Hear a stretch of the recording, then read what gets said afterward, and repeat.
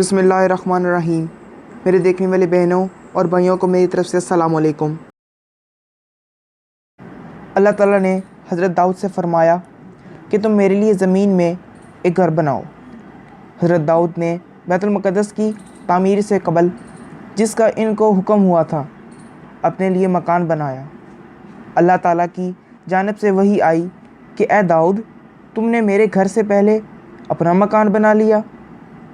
عرض کیا، اے رب، آپ نے جس کا فیصلہ کیا اس میں یہی فرمایا کہ جو مالک ہو وہ اپنے لیے مخصوص کرے۔ پھر ان کو مسجد بنانے کا حکم ملا۔ چنانچہ حضرت داؤد علیہ السلام نے مسجد کی تعمیر شروع کر دی، مگر اس کی 4 دیواری بنا رہے تھے کہ 2 ثالث دیوار گر گئی۔ حضرت داؤد نے اللہ تعالیٰ سے اس کی شکایت کی۔ اللہ تعالیٰ نے وہی فرمائی کہ یہ مسجد تمہارے ہاتھ سے تمام اور مکمل نہیں ہوگی۔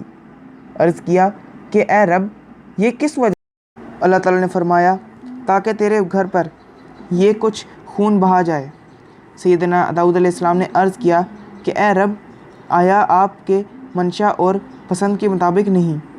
اللہ تعالیٰ نے فرمایا کہ بے شک ہے، لیکن کچھ میرے بندے ہیں، میں ان پر رحم کروں گا۔ بس یہ سن کر حضرت داؤد علیہ السلام کو سخت افسوس اور پریشانی ہوئی۔ اللہ تعالیٰ نے فرمایا کہ تم غم نہ کرو، یہ مسجد تمہارے لڑکے سلیمان علیہ السلام کے ہاتھ پر پوری کروں گا۔ بس جب داؤد علیہ السلام رحلت فرما گئے تو حضرت سلیمان نے اس کی تعمیر شروع کر دی۔ مسجد کی تعمیر ختم ہونے کے قریب تھی کہ حضرت سلیمان نے مقربین کو قریب لایا اور بنی اسرائیل کو جمع کیا اور بہت سے جانور ذبح کیے۔ اللہ تعالیٰ نے فرمایا، اے سلیمان، تم نے میرے گھر کی تعمیر کے متعلق اپنی خوشی کا اظہار کیا۔ تم مجھ سے طلب کرو، یعنی مانگو، کیا مانگتے ہو؟ حضرت سلیمان علیہ السلام نے 3 باتیں عرض کی۔